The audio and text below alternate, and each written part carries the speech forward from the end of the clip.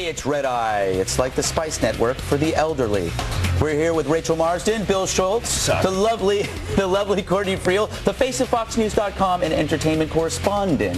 Thanks for having me. My pleasure, my pleasure. Cheers. Yeah, that was cute, wasn't it?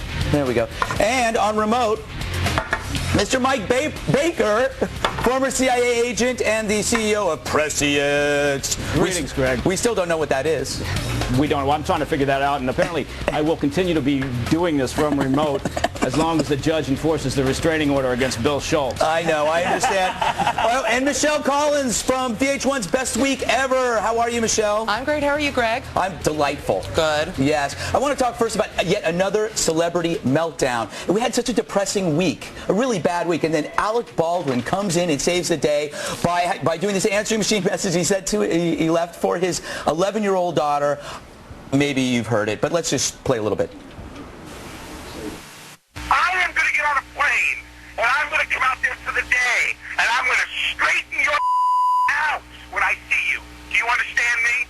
So I'm going to let you know just how I feel about what a rude little pig you really are.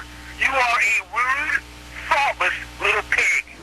Wouldn't that be great if he was actually looking at a little pig when he was saying that?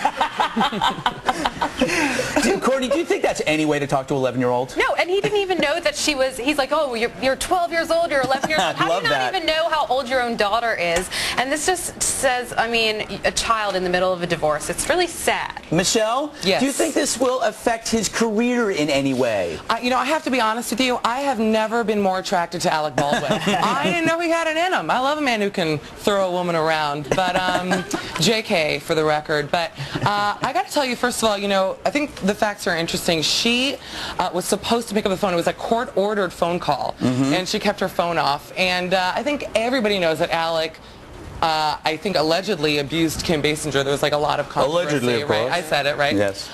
When they originally got divorced. And it's not really a surprise, but America loves him. Abusive, sweet, he's a big old bear, and you just want to squeeze him.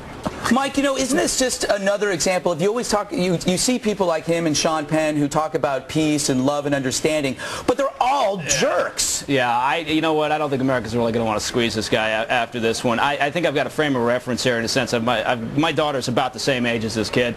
I've been through a divorce. Admittedly, I'm not a celebrity, and my heart certainly goes out to celebrities and all that they have to deal with in the fame and the lots and lots of money. So I can understand the pressure that Alec must be under, but it's verbal abuse. It is abusive to talk to a kid that way, and there's no excuse for it. Who wasn't verbally abused as a child? Am I alone here? Maybe that's why I'm comedy. I don't think this is a very big deal either, but if only we could get him to talk, if only we could get Alec Baldwin to talk to the terrorists like this. I think this is maybe proof that his daughter might be conservative, because he only really talks like this to George W. Bush and anybody on the right, so hey, just a theory. Well, you know he's writing a book. And is so he? Is it about parenting? We will know the whole story about his relationship when his book is published on AlecBaldwin.com. Boy, that's something to rush out. I don't know. Like, Michelle had me and then she lost me. The bottom line is every one of us knows that every child is a thoughtless little pig. But it took a sweaty character actor to say it out loud. Kudos, Alec. Kudos. But you know what drives me crazy is he is a fantastic actor and he's hilarious on Saturday Night Live. And I despise him for his politics. But I can't help but love him. Are they going to have him back on the show? That's what I of course they will. Of course they will. I think this is just a blip in his life. He'll get. You know what he'll do? He'll apologize and then he'll go into counseling. Where did this come from? Who leaked this out? That's the question. His daughter. I guarantee you it was his daughter. Could be his she wife. absolutely Might did. be his wife. He just filed court papers because he wants to find out, you know, who sent these to TMZ, and TMZ says that they will not release where they got their information. Yeah, I mean, this was probably released by his wife or his ex-wife, and the lawyer. Maybe the lawyer doing it on his own. Who knows? But it appears as if, from my count, it looks like it's Mike against everybody else in terms of thinking this is really incredibly disgusting. That's, you know why, Alec? Mike, because you're a thoughtful parent, albeit one who hasn't shaved today, which is a bit disappointing. Yeah. Well, my daughter, that rude little pig, took my razor. All right. Speaking of rude, that is the best line of the evening. Thank you very much. A couple days ago, he did a horrible rendition of Barbara Ann, and he got a lot of flack for it, and he had to respond, and this is how he responded. Talking with some of my old veterans friends, and my response is, lighten up and get a life.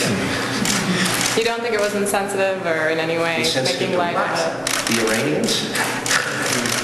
And my response is lighten up and get a life. My favorite part, don't you think it's insensitive? Who is that person? That was uncanny. It was uncanny. It actually kind of creeped me out just doing that, Courtney. You should have said, you rude, shameless pig. Exactly. Well, I don't know. Do you think that, I mean, I think it's refreshing. I like the fact that he has a sense of humor. He didn't apologize. That's what I want to see. I want to see real people, and he was funny. Well, that bomb, bomb, bomb, bomb, bomb Iran theme song should have been Tony Blair's a few weeks back when he was dealing with the hostage situation, but instead, you know, Margaret Thatcher needs to take him to a little trip to Gonads R Us. He's a Beatles fan, so... You know, it's a lot better than the original joke he was going to go with, you guys. Which was? That he spoke to the president of Iran last week, and apparently business is booming. And that wasn't going to go well either. All right, so... And I'm going to leave. What are you going to do, John McCain? Fire him? He's totally freelance. He can do whatever he wants. I mean, Mike, what's your impression on this? The thing that bothers me most is that it's not the joke. It's that creepy John McCain smile. Yeah, you know, that's right. There's always been that theory that John's about 2 steps away from hitting the button should he become president. And I think he's done it again. At what point does somebody who's running for president not understand that they got to keep it in check and not go with some lame attempt at humor? Now, he's right in a sense. Get a life. There's far more important issues out there. We've already talked about Alec Baldwin, for one.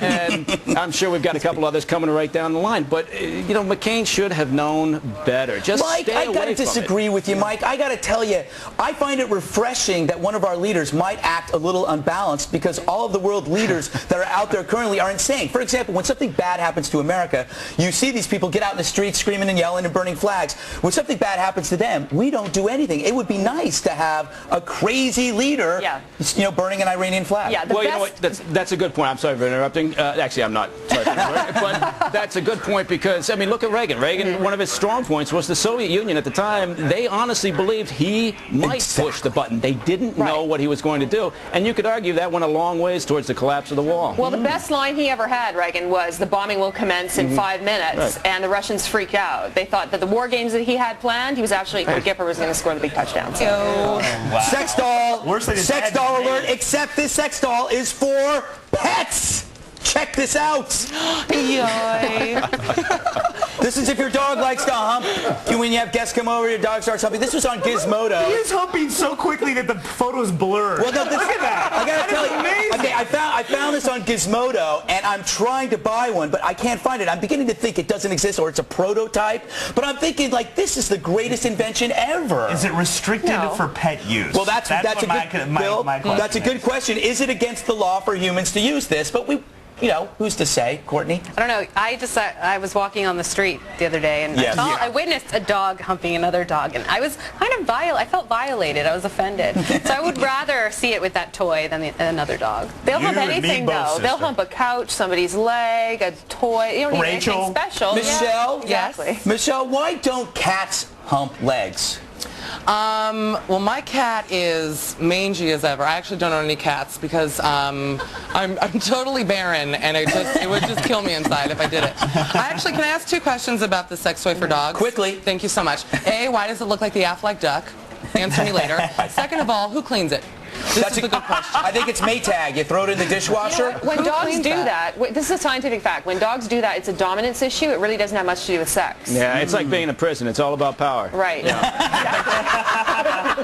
Not that I know.